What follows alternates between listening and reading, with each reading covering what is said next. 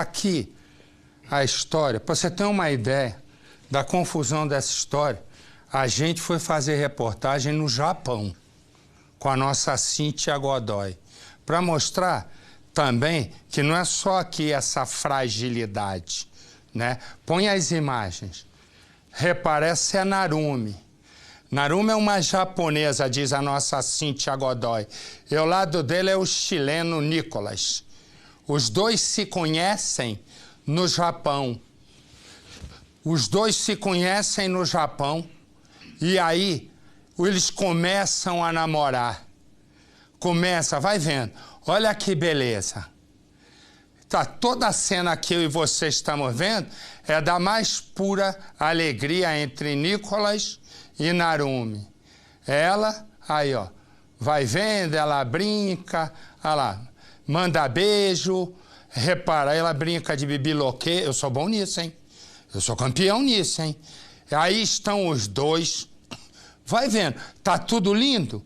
Tá tudo lindo. São imagens de um grande amor aí, esquiando, tá tudo uma beleza. Mas, corta pra mim, ele ganha uma bolsa de estudo, e foi assim que tudo começou, e foi estudar numa universidade do Japão. E aí tem uma integração de estudantes numa feira. E aí ele conhece a Narumi, que estuda finanças. Em pouco tempo, um namoro. Meses depois, ele volta para o Chile.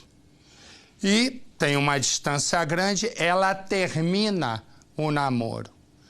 Ele chega a gravar um vídeo ameaçando a ex-namorada. Mas ela toca a vida, tá? No Japão, só que ela resolve fazer um outro curso, agora na França. E ele sabe. E ele vai ao encontro dela na França. Os dois conversam, né? Vão para um restaurante e depois para o quarto dela. Mostra o quarto, por favor. Na universidade, olha aí. É aí que ela mora.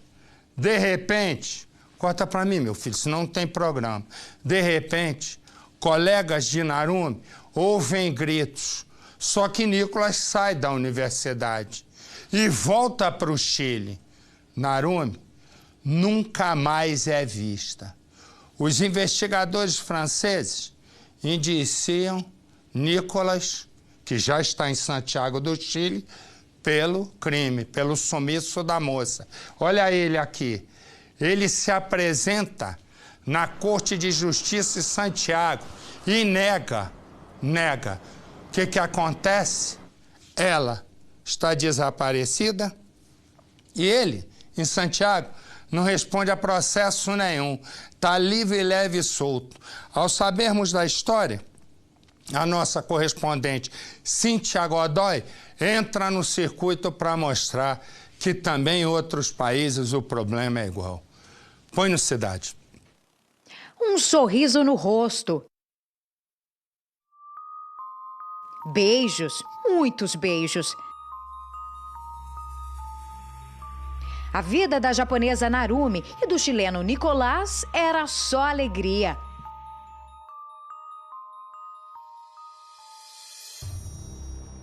Mas a história de amor virou caso de polícia. O homem que jurava amor eterno é agora o principal suspeito de um crime ainda sem solução e que envolve autoridades de 3 países. A história do casal começou aqui no Japão. O jovem Nicolás Zepeta saiu do Chile para estudar na Universidade de Tsukuba, que fica numa pequena cidade a 70 quilômetros da capital Tóquio. Ele queria se especializar e resolveu fazer um curso de ciência e tecnologia, uma área em que os japoneses são referência. Na faculdade, o chileno sofreu no começo. Quieto e tímido, Nicolás dificilmente falava com os colegas. E logo que terminava a aula, ele corria para casa para se dedicar aos estudos. A pedido dos colegas de classe, ele decidiu participar de uma integração entre os estrangeiros e os japoneses da universidade. E foi durante uma palestra que Nicolás conheceu a jovem estudante de Economia e Finanças, Narumi Kurosaki. E a vida dos dois mudou para sempre. Nicolás e Narumi se deram bem logo de cara. Falando apenas em inglês, eles conversaram e resolveram sair para jantar. Encantado pela jovem oriental, o chileno dizia que queria aprender a falar japonês e ela se colocou à disposição para ensiná-lo. Entre uma aula e outra, os dois se apaixonaram. No começo, um não largava o outro e tudo melhorou quando Nicolás arrumou um emprego na cidade. Ele dizia aos amigos que queria ficar lá para sempre. Tudo era um sonho na vida do casal. Mas as aulas acabaram e Nicolás precisou voltar à terra natal. Ele embarcou para o Chile e começou a viver na capital Santiago. O chileno arrumou um emprego na área de ciência e tecnologia. Queria aplicar tudo o que aprendeu no Japão, mas ele não parecia feliz. Zepeda sentia falta do grande amor, Narumi. Daqui do Japão, Narumi não passava um dia sequer sem conversar com um namorado. Os dois tinham planos de se casar e ter filhos. Nicolás dizia que o emprego dele lhe renderia muito dinheiro. Ele queria juntar as economias e vir morar aqui no Japão. Meses depois, Narumi decidiu visitar o namorado. Ela embarcou para o Chile, ficou 2 meses lá. Os dois não se largavam. Tudo parecia um conto de fadas. Durante um passeio em Valparaíso, os registros de um casal feliz. Seriam os últimos. A partir daí, a história mudou. Narumi voltou para Tsukuba. Ela contou para os amigos que Nicolás não era mais o mesmo e que estava repensando o relacionamento. O namoro esfriou e Nicolás percebeu que Narumi estava diferente, bem distante. Preocupado, ele pegou o primeiro voo para Tóquio e de trem foi ao encontro da namorada. Depois de horas de conversa, ela colocou um ponto final na história. Narumi disse que precisava de espaço e que desejava seguir em frente. Nicolás ficou desesperado. O amor da vida dele passava a ser apenas uma história. Só que para ele, a história não havia terminado ali. Semanas se passaram. Por e-mail, Narumi avisou que iria estudar na França. Ela viu a oportunidade de se especializar num curso de finanças. Com muito esforço, a família dela ajudou a pagar os estudos. Mais um sonho que Narumi realizava. Só que do outro lado do oceano, Nicolás não se conformava. O comportamento dele mudou radicalmente, das mensagens de amor para as ameaças veladas. Nessa época, ele gravou um vídeo que foi divulgado há poucos dias pela justiça chilena. Aparentemente tranquilo, Nicolás fez ameaças diretas a Narumi. Ele disse que ela tinha feito coisas erradas e que deveria pagar por isso. Ela vai pagar o preço. Se cumprir todas as condições, suspenderei minhas ameaças, já que devemos reconstruir a confiança. Ela fez coisas terríveis e deve assumir esses erros. O tempo passou. Nicolás não conseguiu esquecer a ex. Sempre que podia, ligava para Narumi pedindo uma chance. Cansado de esperar, resolveu agir. Nicolás comprou uma passagem e foi até a França. Ele queria salvar o relacionamento. Assim que chegou, foi direto até o quarto de Narumi. Os dois conversaram e, segundo Nicolás, choraram muito, até que resolveram sair para jantar. Foi então que ela contou o que Nicolás mais temia. Narumi assumiu que estava namorando um colega de classe. Foi uma conversa tensa, segundo o dono do restaurante. Horas depois, os dois voltaram para o quarto. Segundo Nicolás, houve relação sexual. Narumi se dizia culpada, já que estava traindo o novo namorado. Nicolás contou que ela teve uma crise de pânico. Nicolás afirmou que nessa hora pegou o celular e disse que precisava ir embora. Narumi teria se acalmado e concordado. O chileno saiu pelas portas do fundo das instalações da universidade. Mas um amigo dela contou que não foi bem isso que aconteceu.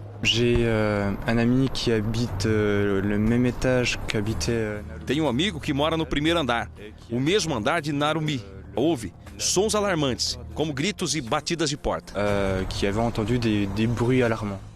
O chileno disse que ficou esperando uma ligação da ex-namorada. Sem sucesso, ele pegou um voo de volta para Santiago, fazendo 2 paradas na Europa. Narumi simplesmente desapareceu. Amigos disseram que a japonesa não foi mais às aulas. O novo namorado foi até o quarto dela e nada. A polícia francesa começou a fazer buscas. Parentes de Narumi ajudavam na procura, mas não havia pistas. O GPS do celular de Narumi apontava para uma floresta, mas o sinal estava bem fraco. O desespero de todos aumentava. Nicolás, que havia saído com a vítima no dia do crime, não atendia ligações e nem ajudava a procurar a ex-namorada. Os agentes desconfiaram, já que ele sempre se mostrou perdidamente apaixonado pela jovem. Para a promotora francesa Edwige Morisot, não há dúvidas. As pessoas próximas a Narumi rapidamente mencionaram aos investigadores a personalidade preocupante do seu ex-namorado do Chile. Alguns elementos reunidos pela polícia apontam, infelizmente, para a morte dessa jovem. Uma mulher que teria sido vítima de um assassinato. A família de Narumi se desesperava com o passar do tempo. Ela era muito simpática e discreta. Eu tinha visto Narumi umas 2 ou 3 vezes desde que as aulas foram retomadas. O desaparecimento dela foi um choque. Ela, que sempre foi responsável, não dava mais sinais de vida. Os franceses procuravam por Nicolás Zepeda, mas sem sucesso. O chileno foi indiciado, mas não respondia às mensagens. O nome dele foi parar na lista da Interpol, que é a Polícia Internacional. Nessa hora, o advogado do jovem avisou as autoridades chilenas que o cliente iria se apresentar. Nicolás apareceu numa corte da justiça chilena. Ele não quis dar entrevistas. O depoimento durou mais de 3 horas. A imprensa toda o aguardava do lado de fora, mas ele saiu sem falar com ninguém. O advogado negou que Nicolás tenha participação no sumiço de Narumi. Nós vamos assumir a defesa dele. Eu insisto que meu cliente é inocente. O corpo da jovem até hoje não foi encontrado. O governo japonês já ajuda financeiramente a família Kurosaki. Um psicólogo foi colocado à disposição. A França prepara um pedido de extradição, mas o ministro da Suprema Corte chilena já descartou essa hipótese e diz que não pode prender o suspeito, pois, segundo ele, as evidências são fracas. Os policiais continuam as buscas pela floresta. Ainda não há pistas. Em um encontro, autoridades chilenas se comprometeram com líderes japoneses a ajudar na investigação. Os franceses querem que Nicolás preste depoimento o quanto antes na cidade onde tudo aconteceu. Enquanto a família de Narumi não tem notícias da filha, o ex-namorado está solto, livre, andando pelas ruas de Santiago, como se nada tivesse acontecido.